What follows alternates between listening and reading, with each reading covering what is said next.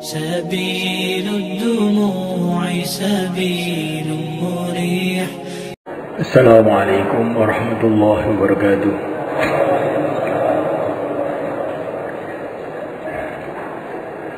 إن الحمد لله نستعينه ونستغفره ونؤمن به ونتوكل عليه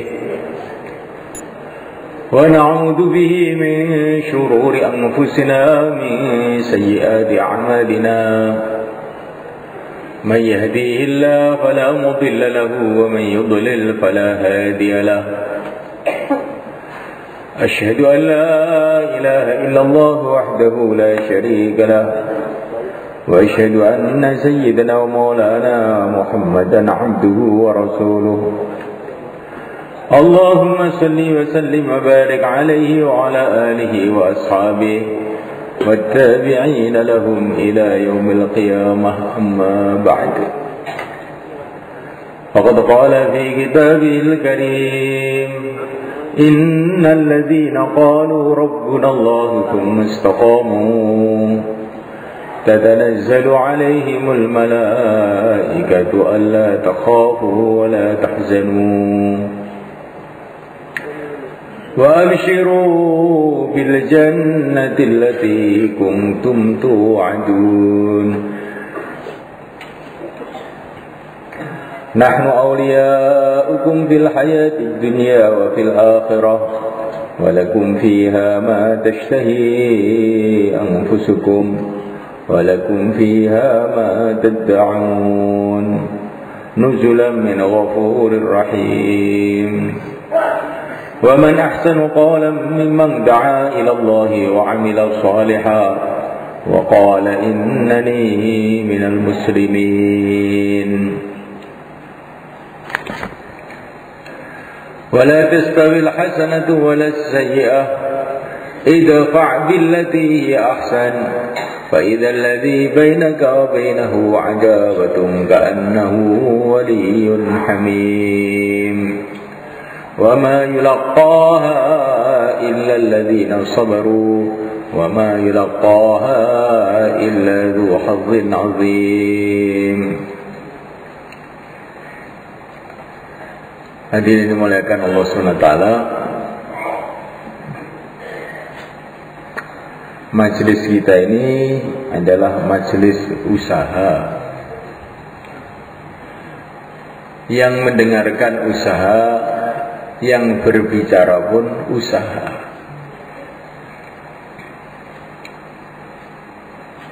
Usaha perkara yang sangat penting, bahkan yang terpenting dalam kehidupan manusia, yaitu usaha hidayah. Hidayah ini adalah petunjuk dari Allah yang Allah berikan kepada siapa saja yang Allah kehendaki.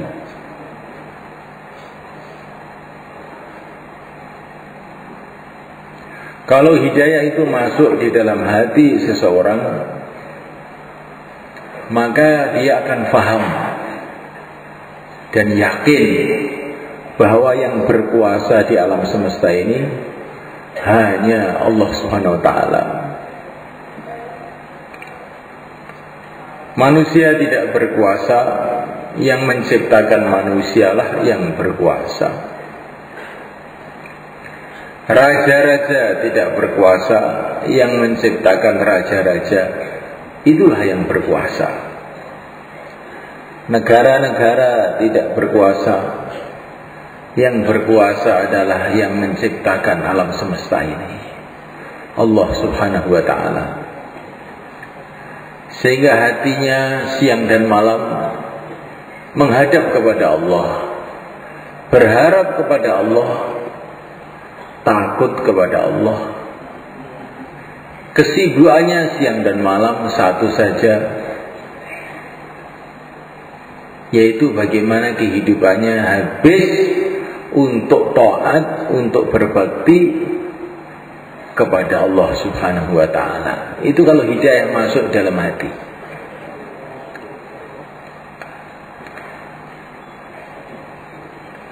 Yang dipikirkan siang dan malam bagaimana mendapatkan ridha Allah. Di rumah yang dipikirkan bagaimana mendapatkan ridha Allah. Kalau saya mendapatkan ridha Allah di rumah saya, maka akan banyak kebaikan-kebaikan datang ke rumah saya. Di sawah pun yang dipikirkan bagaimana mendapatkan ridha Allah. Kalau Allah ridha kepada aku ketika saya di sawah, maka akan datang macam-macam kebaikan. Di kantor, di istana, di daratan, di lautan, di mana saja, yang dipikirkan hanya satu, bagaimana Allah ridha kepada aku. Kalau Allah ridha kepada aku, selesai semua masalah. Tetapi kalau Allah tidak ridha kepada aku, walaupun dunia seisinya menjadi milik saya, akhirnya celaka juga. Ini kalau hidayah masuk dalam hati. Kalau hidayah tidak masuk dalam hati, perasaannya kalau saya dapat uang, saya akan beruntung. Kalau saya mendapatkan jabatan, saya akan beruntung. Kalau saya tidak mendapatkan jabatan, saya akan celaka. Ini kalau hidayah tidak ada dalam hati. Bukankah Firaun telah mendapatkan jabatan? Apakah jabatan mendatangkan kebahagiaan, kemuliaan kepada Firaun? Bukankah Persia telah punya negara separuh dunia? Apakah negara mereka menyelamatkan mereka? Bukankah Romawi telah punya kerajaan besar? Apakah kerajaannya itu berguna bagi mereka? Tidak. Ini kalau orang dapat hidayah itu begitu. Hanya kalau saya dapat ridha Allah saja, saya akan selamat. Dunia semua akan saya tinggalkan. Dunia bukan ukuran kesuksesan. Dunia bukan ukuran keberuntungan. Keberuntungan adalah kalau dapat ridha pencipta dunia ini. Keberuntungan bukanlah kalau kita mendapatkan dunia. Keberuntungan kalau kita meninggalkan dunia dengan dapat ridha Allah. Ini kalau hidayah masuk itu begitu. Hadirin dimulakan Allah Ta'ala, kalau hidayah itu masuk di dalam hati seseorang, maka yang dulunya cita-citanya dunia berubah. Cita-citanya adalah akhirat. Dunia kelihatannya dulu itu hebat betul. Tapi setelah hidayah itu masuk dalam hati, dunia itu kecil, gak ada apa-apanya. Sebelum hidayah masuk dalam hati, raja-raja itu tampaknya gagah-gagah. Setelah hidayah masuk dalam hati, raja itu kasihan melihat raja-raja itu. Kayak Uqbah ibn Amir radhiyallahu ta'ala anhu. Ketika datang ke Persia, melihat orang Persia, istana-istananya megah, pasukan-pasukannya hebat, permadani dihampar yang begitu indah, kursi-kursi dari emas di istana Persia. Uqbah itu malah kasihan melihat orang Persia itu. Hidup sekali, dosanya banyak, akhirnya ke neraka. Urip kaya ngono ku urip apa? Ini kalau hidayah itu masuk dalam hati itu, orang itu melihat orang-orang yang tidak beriman, melihat orang yang sibuk dengan urusan dunia meninggalkan agama, itu kasihan, melas. In taskharu minna fa inna naskharu minkum kama taskharun. Orang-orang kafir mengejek Nabi Nuh, maka Nabi Nuh mengatakan, kamu mentertawakan saya ini juga mentertawakan kamu. Orang dunia melihat orang agama itu tertawa. Orang kok di masjid aja itu, apa nggak makan nasi itu. Nah, orang agama melihat orang dunia juga tertawa. Orang kok ngurus dunia, apa nggak mati lah itu orang itu. Sudah mau mati aja kok mikir dunia aja. Kuburannya juga jadi itu. Jadi semulaikan otak ini masalah hidayah semulaikan. Kalau hidayah belum masuk di dalam hati, pokoknya yang hebat itu dunia, yang terpenting itu dunia. Kesuksesan itu dengan dunia, malapetaka itu dunia, pokoknya dunia. Tetapi kalau hidayah itu masuk dalam hati, dunia itu kecil. Akhirat inilah perkara yang besar. Amma yatasaalun 'anil naba'il 'azim. Berita akhirat inilah berita besar. Berita dunia, orang mati, orang sakit, orang hidup, orang mati, orang kaya, orang miskin, orang jadi pejabat, orang lepas dari jabatan. Berita kecil. Berita besar itu orang ke surga, orang ke neraka. Inilah berita besar. Berita akhirat inilah berita besar. Karena akhirat itu adalah kekal abadi selama-lamanya. Dan kalau hidayah itu masuk dalam hati semulaikan, maka timbul perubahan dalam sikap. Saya sekarang harus siap-siap akhirat. Karena akhirat ini saya pikir akhirnya datang juga. Maka saya harus siap sekarang. Ini kalau hidayah itu masuk dalam hati. Nah, mulaikan Allah SWT akhirnya isti'dad lil maut qabla nuzuli, siap-siap mati sebelum kedatangan mati. Ini kalau hidayah masuk di dalam hati. Kalau hidayah tidak masuk dalam hati itu tambah hari, tambah sibuk mikirkan dunia. Risaunya dunia, prihatinnya dunia, gembiranya dengan dunia.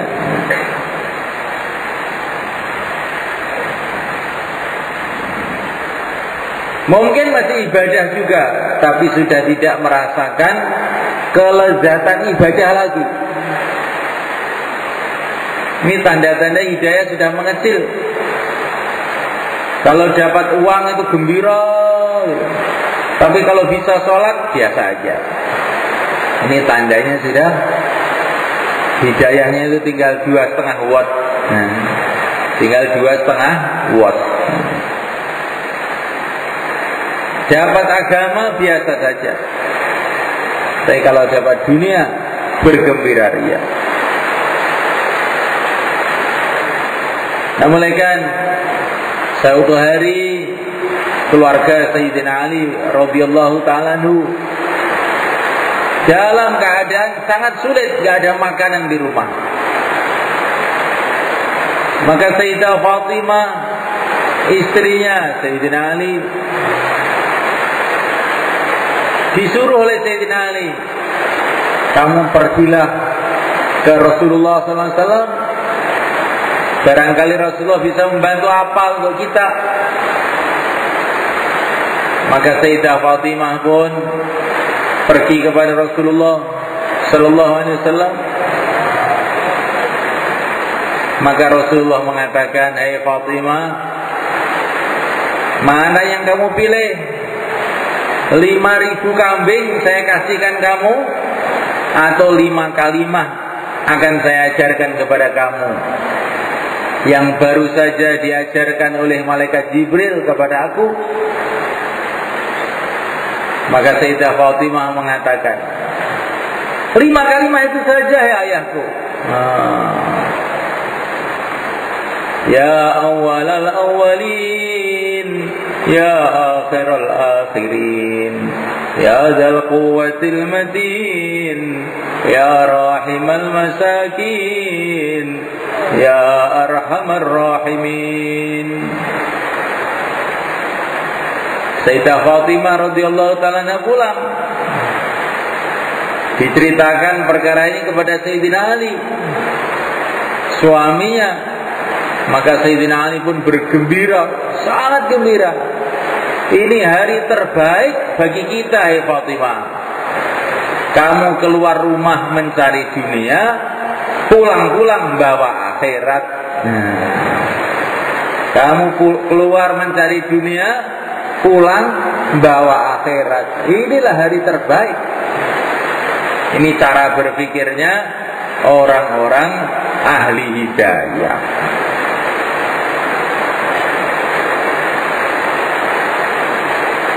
Hadirin malaikat Allah SWT. Masya Allah, hidayah ini perkara yang sangat mahal.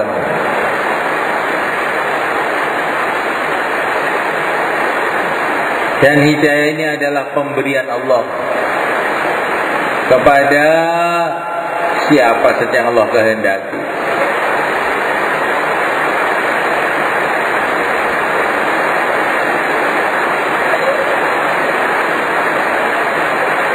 Dulu pernah ada zaman di mana hidayah yang Allah turunkan itu begitu besar, kayak matahari terbit dari ufuk timur, sehingga seluruh dunia terang benderang. Itulah zamannya yang mulia Nabi Agung Muhammad SAW. Setelah itu zamannya para sahabat. Tapi kemudian terjadi kemerosotan hidayah. Setelah hidayah itu merosot, apa yang terjadi? Manusia itu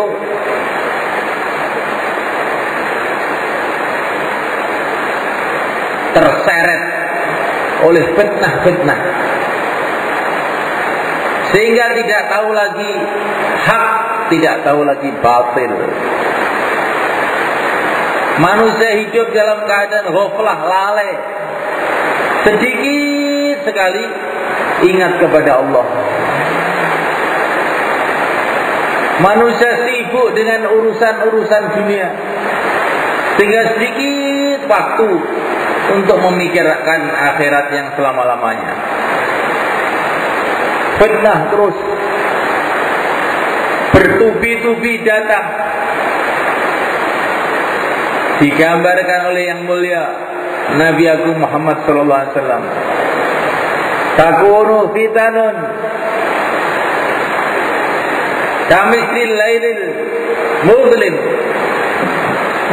yusbihu ar-rajulu fihi mu'mina wa yumsi kafira yabi'u dinahu bi'aradin min ad-dunya.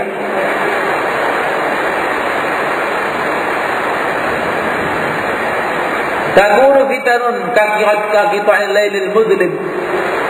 Akan datang fitnah-fitnah seperti gelapnya malam. Kalau malam sudah datang gimana? Gelap semua. Akan datang fitnah yang membuat jagat ini gelap semua. Saking gelapnya jagat itu, banyak orang yang pagi masih beriman, sore sudah jadi kafir. Naudzubillah. Sore masih beriman, pagi sudah menjadi kafir. Yabi'u dinahu bi'aradin minad dunya. Agamanya dijual dengan harta benda dunia.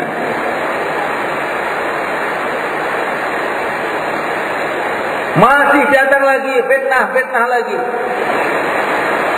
Sampai puncaknya adalah fitnahnya Dajjal. Zaman Dajjal ini begitu berat sekali. Kekuasaan dunia ini Allah berikan kepada Dajjal. Ekonomi semua diserahkan oleh Allah pada Dajjal untuk menguji manusia. Siapa yang tidak ikut Dajjal nggak bisa makan. Orang kaya tidak mau ikut Dajjal langsung jadi miskin. Orang miskin ikut Dajjal langsung jadi kaya. Sehingga dalam beberapa riwayat dikatakan pada zaman Dajjal ini orang Islam yang selamat dari fitnahnya Dajjal itu cuma 12.000 orang aja. Yang lainnya terkena fitnahnya semua. Na'udzubillah. Semoga Allah lindungi kita, selamatkan kita dari fitnah yang begitu.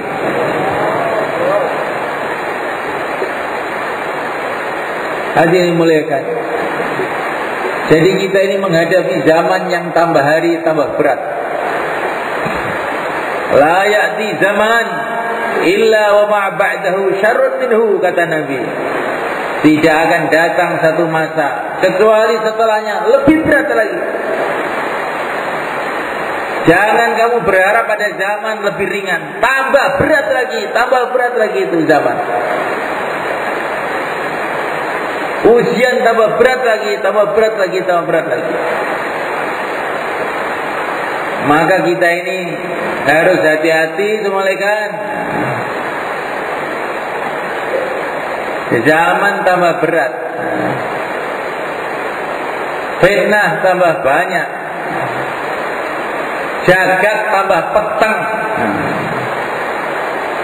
Nah ini kalau hidayah ini tidak betul-betul besar di dalam hati kita, kita bingung di jalan mereka. Nah, malaikat Allah Ta'ala awal dari semua fitnah ini datang kepada umat ini. Awalnya itu kapan? Awalnya adalah dengan wafatnya yang mulia Nabi Agung Muhammad SAW.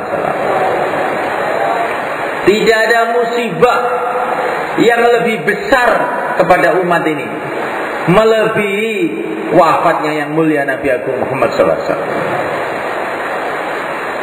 Ibaratnya zaman Nabi masih hidup itu jagat itu padang jinglang, terang benderang.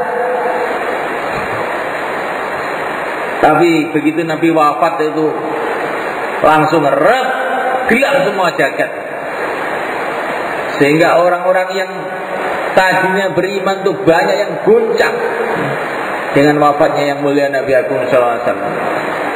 Bahkan sebagian murtad. Maka Nabi mengatakan, kalau kamu kena musibah, ingatlah, tidak ada musibah yang lebih besar kepada umatku melebihi kematianku. Nah, malaikat Allah Ta'ala, Nabi mengatakan kurang lebihnya, kalaupun Dajjal datang, sedangkan Nabi masih ada, anak-anak kecil pun akan melempari batu, gak akan mau percaya sama Dajjal. Tapi akhir zaman umat dalam keadaan lemah, maka ketika Dajjal datang, berbondong-bondong manusia itu ada ikut Dajjal. Sampai Dajjal ngaku Tuhan pun orang-orang juga percaya, iya Tuhan.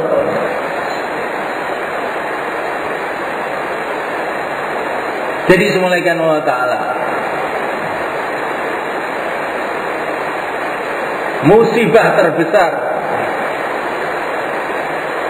bagi kita ini, kalau kita mau merenung, adalah wafatnya yang mulia Nabi Agung Muhammad SAW. Alangkah indahnya zaman dulu mereka, umat ditunggui oleh Nabi, dipimpin langsung oleh Nabi. Nabi mendapatkan bimbingan langsung dari Allah. La yantiqu 'anil hawa in huwa illa wahyu yuha. Wa ma yantiqu 'anil hawa in huwa illa wahyu yuha. Semua perkataannya langsung dibimbing oleh Allah. Jibril hari-hari datang memberikan bimbingan kepada Nabi. Alangkah indahnya zaman itu. Zaman itu sudah tidak ada lagi.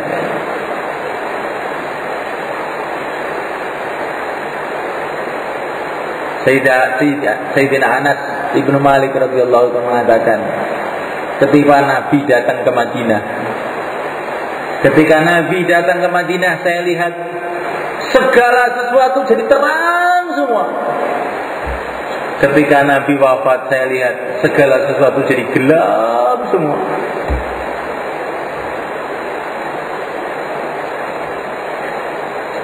Nah, malaikat Allah Ta'ala, utusan Allah di tengah-tengah umat pada waktu itu.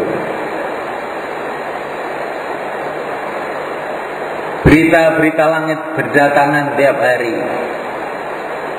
Tidak ada masalah khilafiyat nggak ada. Semua kembali pada Nabi. Kalaupun ada khilafiyat yang diizinkan oleh Nabi, tiba-tiba Nabi telah dipanggil oleh Allah. Ujian untuk umat ini. Namaikan Allah SWT. Sayyidina Amr Hasan rahimahullah, beliau mengatakan, berjumpa dengan Nabi satu detik saja itu adalah lebih baik daripada mujahadah 1000 tahun. Para sahabat jadi sahabat karena mereka berjumpa dengan Nabi itu. Kalau perjuangannya orang belakang masih bisa berjuang kayak para sahabat, pengorbanannya orang-orang belakang juga korban.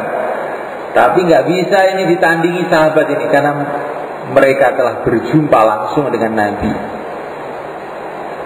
Orang itu begitu berjumpa kepada Nabi, walaupun 1 menit dalam keadaan iman, langsung radhiyallahu ta'ala anhu, dia jadi wali langsung mereka.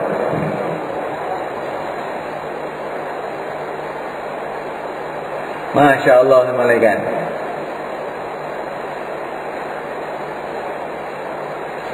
Tapi masa itu telah berlalu. Kita tidak mengikuti lagi.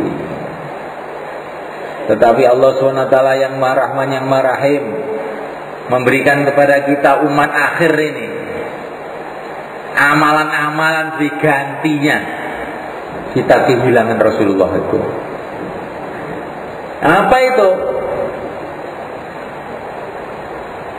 Yang pertama kali, kita mesti mencintai Rasulullah dari lubuk hati kita.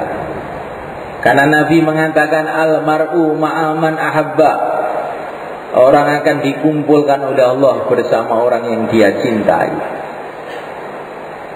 Walaupun kita tidak pernah berjumpa dengan Nabi, tapi kalau kita betul-betul mencintai Nabi, maka kita akan dikumpulkan oleh Allah bersama beliau. Allahumma amin.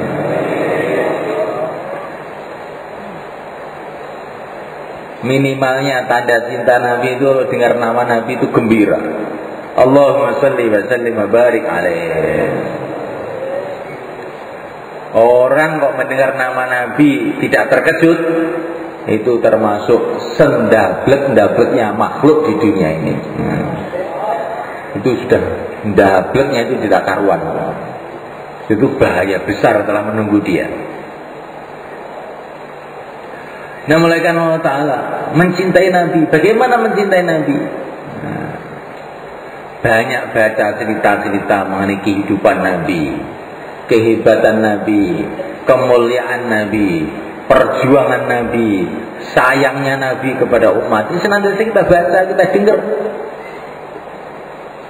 sehingga timbul kecintaan.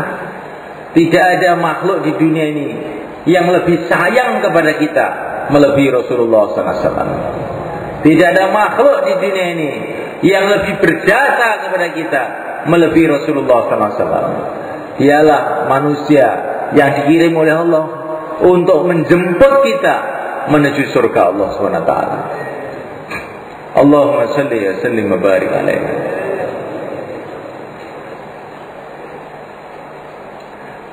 Cinta kepada Nabi, akhirnya cinta kepada apa saja yang berkaitan dengan Nabi, cinta dengan sunnah-sunnah Nabi, cinta dengan keluarga Nabi, cinta dengan perjuangan Nabi, cinta dengan umat Nabi. Ini semua adalah bagian daripada cinta kepada yang mulia Nabi Agung Muhammad SAW. Kalau cinta kepada Nabi, mesti cinta kepada sunnahnya, mesti cinta kepada umatnya, mesti cinta kepada perjuangannya. Tidak mungkin tidak. Orang cinta pada Nabi, tidak cinta pada sunnahnya, itu adalah kebohongan. Hadirin dimulakan Allah Ta'ala. Kemudian gantinya yang kedua, supaya kita ini walaupun gak pernah ketemu Nabi, masih nyantol dengan Nabi, masih ikut Nabi, apa? Menghidupkan sunnah-sunnah Nabi. Barang siapa menghidupkan sunnah Nabi, maka berarti mencintai Nabi. Barang siapa mencintai Nabi, akan ke surga bersama Nabi. Maka menghidupkan sunnah ini penting, mereka. Sunnah-sunnah Nabi, sunnah Nabi maksudnya amal-amalan Nabi itu semua kita usahakan betul-betul. Berpakaian dengan cara Nabi, tidur dengan cara Nabi, ke masjid dengan cara Nabi.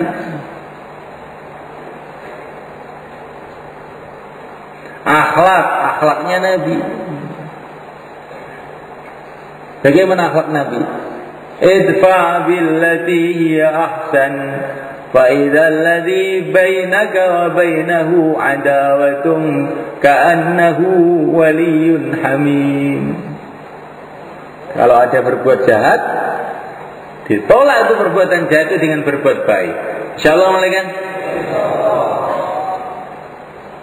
Nah, kalau kita menghidupkan sunnah-sunnah Nabi, sunnah dalam urusan ibadahnya, sunnah dalam urusan dakwahnya, sunnah dalam urusan akhlaknya, Masya Allah, malaikat, maka dijamin kita akan bersama beliau nanti di akhirat. Kemudian malaikat, supaya kita ini nyambung dengan Nabi itu, banyak selawat kepada Nabi.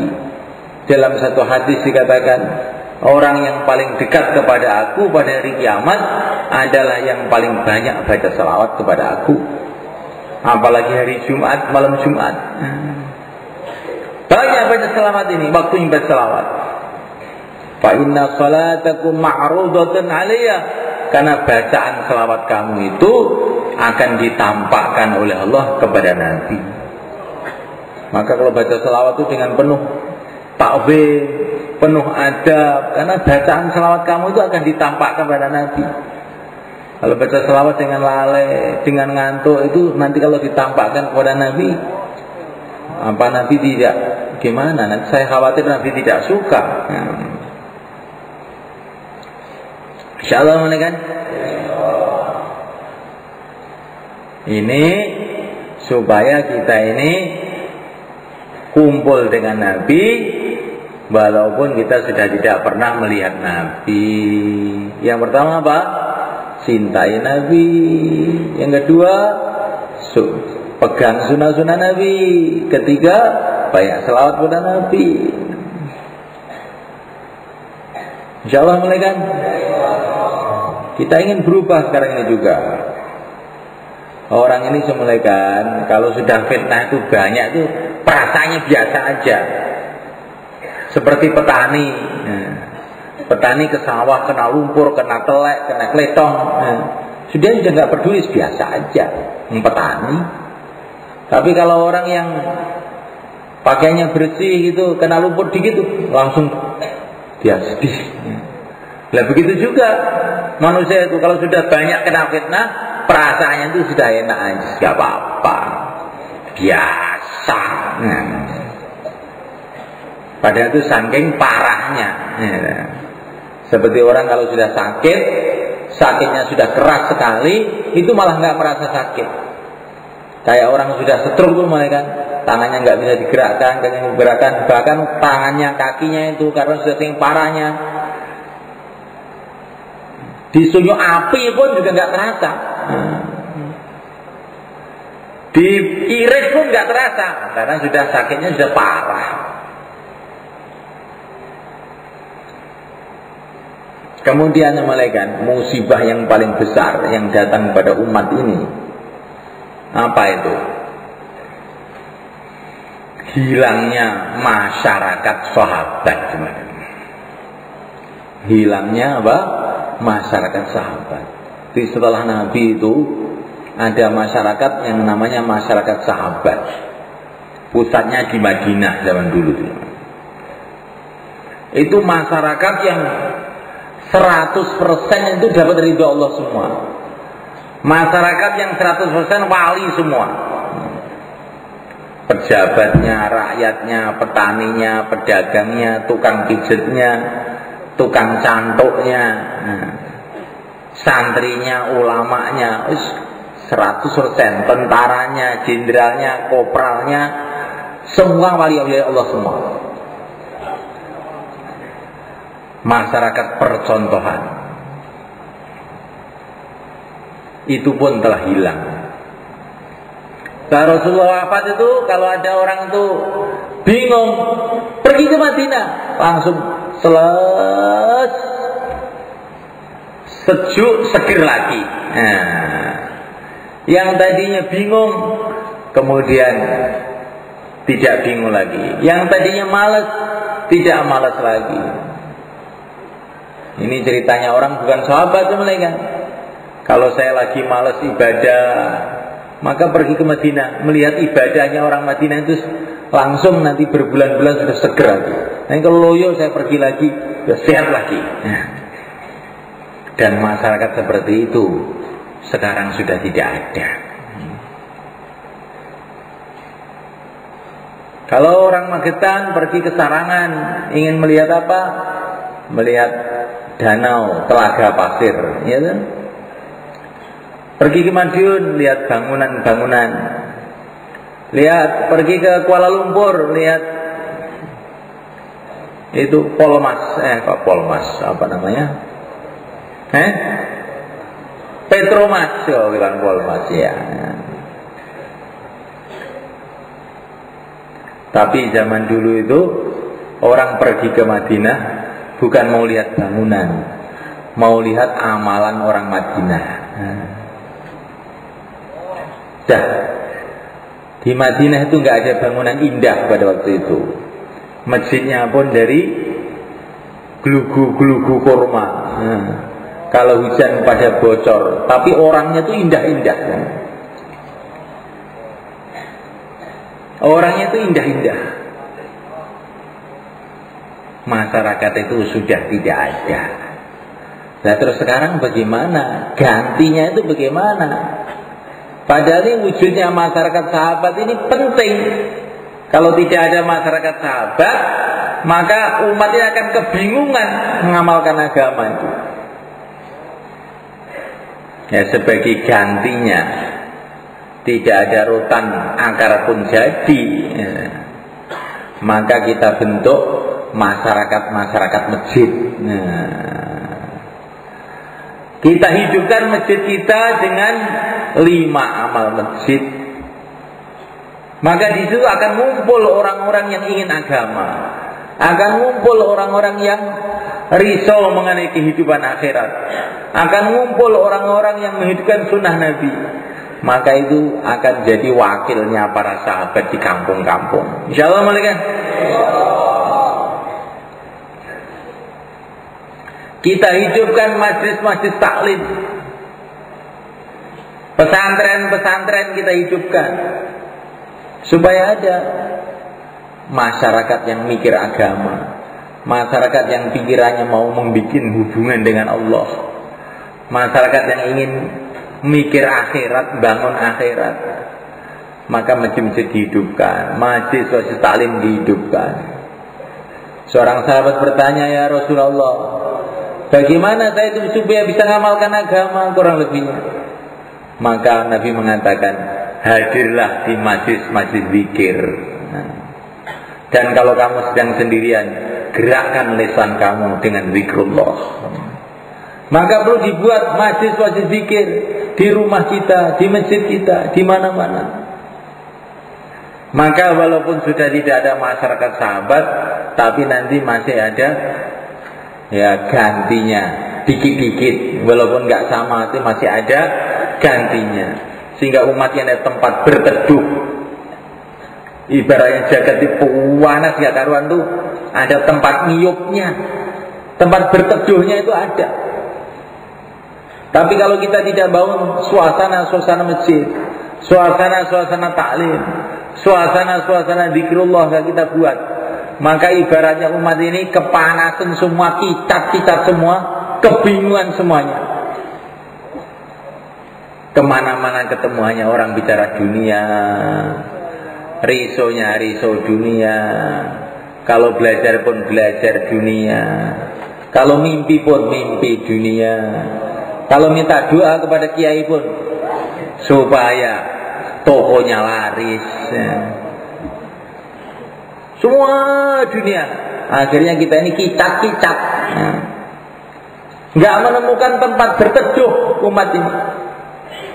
Maka dengan kita hidupkan masjid dengan amalan masjid, kita hidupkan majlis taklim, kita hidupkan majlis zikir, malam hari doa menangis kepada Allah, maka umat ini ada tempat sejuknya. Insyaallah malaikat. Jangan sampai kita ditipu oleh pikiran kita, malaikat, bahwa agama ini akan bisa diamalkan, hidayah akan bisa diamalkan kalau ada harta benda. Enggak. Agama itu hidupnya bukan dengan harta benda. Maka Nabi diutus oleh Allah SWT di Jazirah Arab, tempat yang paling miskin seluruh alam. Air pun susah untuk dicari. Bisalah Nabi usaha agama, menunjukkan agama ini tidaklah hidup dengan ekonomi. Kalau seumpama ekonomi itu bisa menghidupkan agama, maka kalau orang kaya itu kayanya besar sekali jadi wali lama-lama. Nah, tapi kenyataannya kan tidak. Orang itu kalau sudah kaya malah nggak ke masjid biasanya itu. Menunjukkan kekayaan itu bukan sumber agama. Bukan sumber agama. Nyatanya gitu. Yang ke masjid nanti kan orang-orang miskin. Nah, orang kaya masih sibuk ngitung apa nggak tahu. Ya. Agama ini juga bukan hidup dengan politik, malaikat, bukan. Kalau agama bisa hidup dengan politik, nanti kalau lurah itu wali, kalau camat itu wali kutub, nah, kalau bupati wali abdal, nah, sudah tahu apa namanya. Nah. Tapi nyatanya kan tidak. Kalau jadi pejabat malah nggak ke masjid, nah, menunjukkan jabatan tidak mendatangkan hidayah.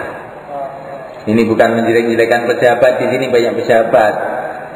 Tapi jabatan kamu itu loh tidak akan menolong kamu terus tambah dekat kepada Allah, tidak. Sunnah Nabi, amalan sahabat ini akan mendekatkan kamu kepada Allah, bukan jabatan. Insya Allah malaikat. Ekonomi juga tidak mendekatkan kepada Allah.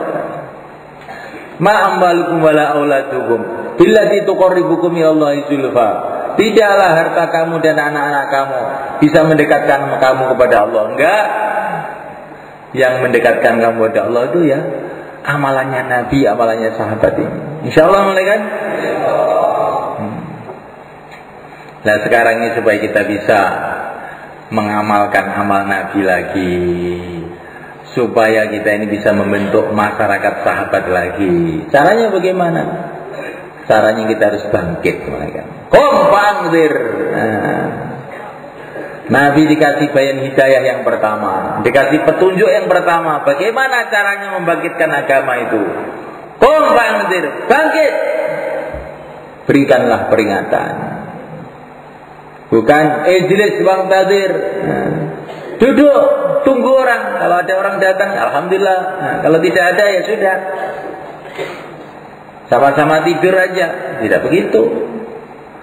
Untuk bangkitnya agama itu, kompak ngedir. Ini tertibnya. Bangkit dan berikan peringatan. Wa rabbaka fakabbir. Kemudian setelah bangkit itu apa? Yang dibuat apa? Wa rabbaka fakabbir. Cerita keagungan Allah SWT.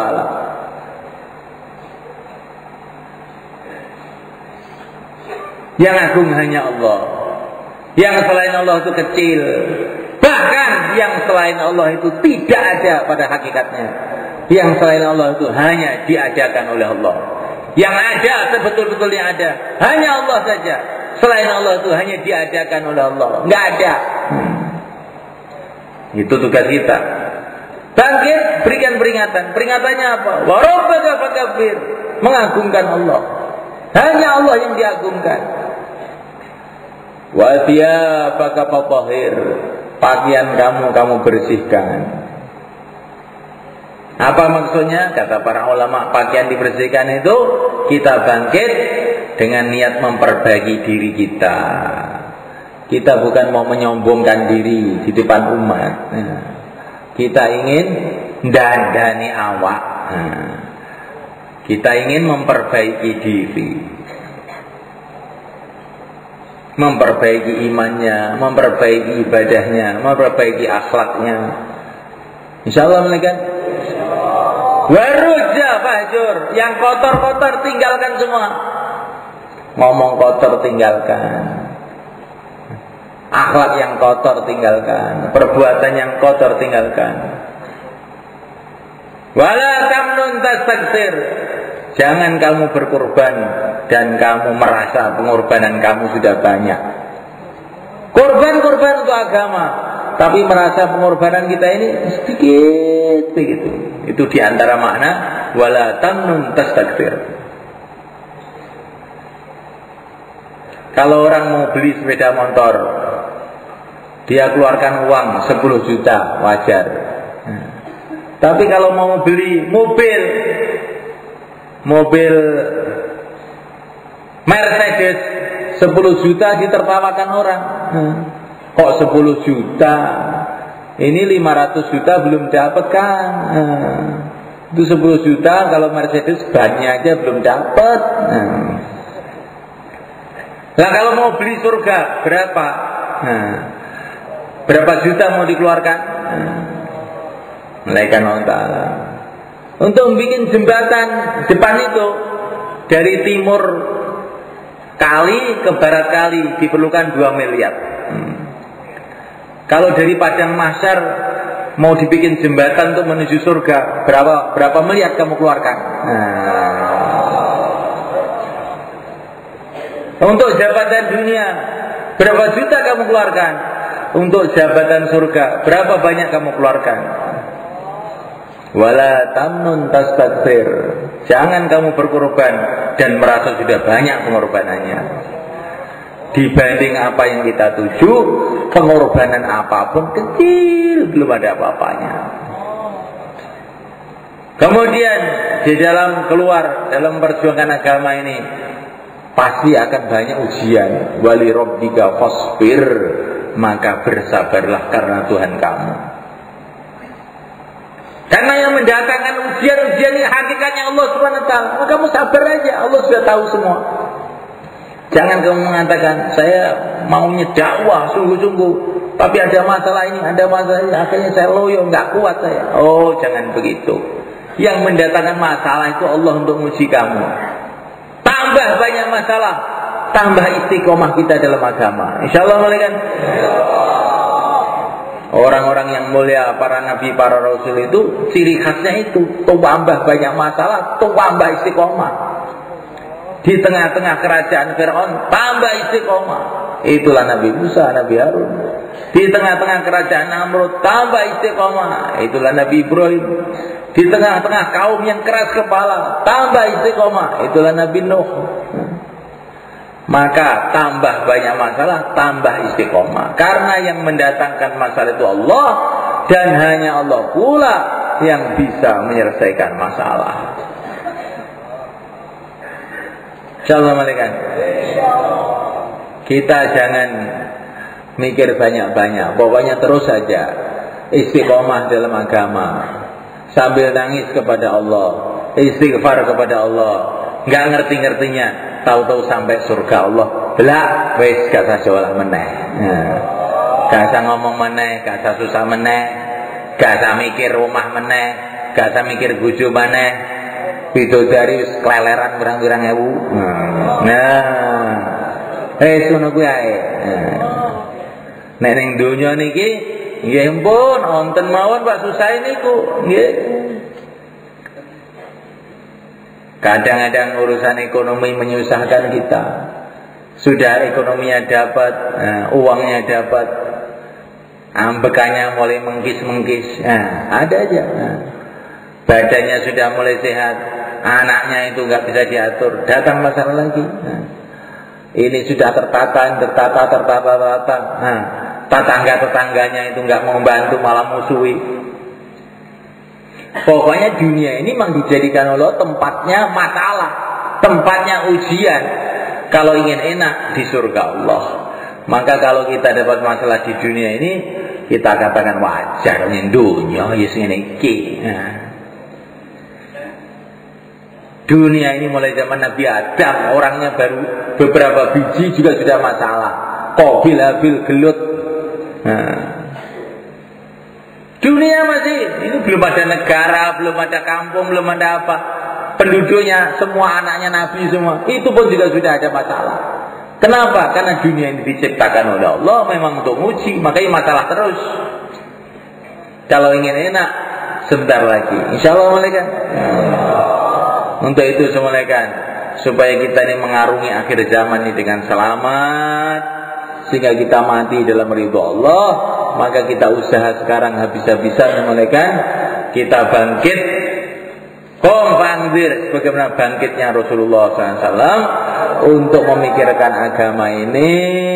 Maka yang niat untuk 1 tahun, 4 bulan, 40 hari, berapa hari saja, silakan berdiri. Ke timur, monggo.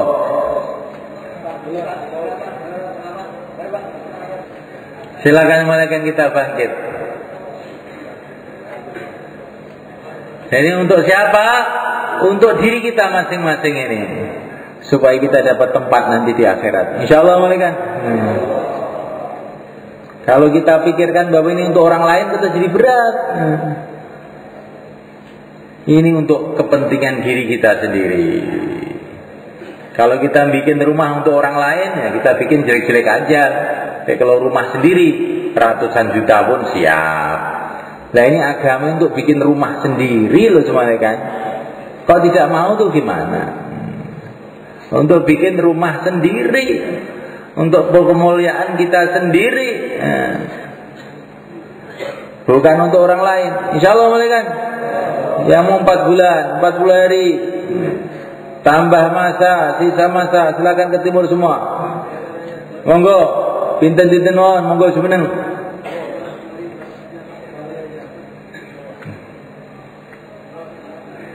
Oh, monggo taqabbalallah, jazakumullah.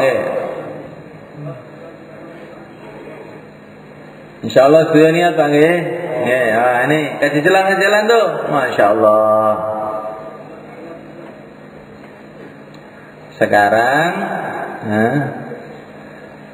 3344 apa yang kita dengarkan tadi diulang lagi. Terus kita membuat rencana kapan mau bangkit. Kompandir, kapan mau bangkit? Ini bukan perintah untuk Nabi saja, perintah untuk kita. Kalau perintah untuk Nabi saja tidak disebut dalam Quran. Ini perintah untuk kita juga. Kapan kita mau bangkit? Silakan 3344. Monggo. Ndamel rencana jing nopo? Badhe bangkit kangge mikirne akhirate. Monggo.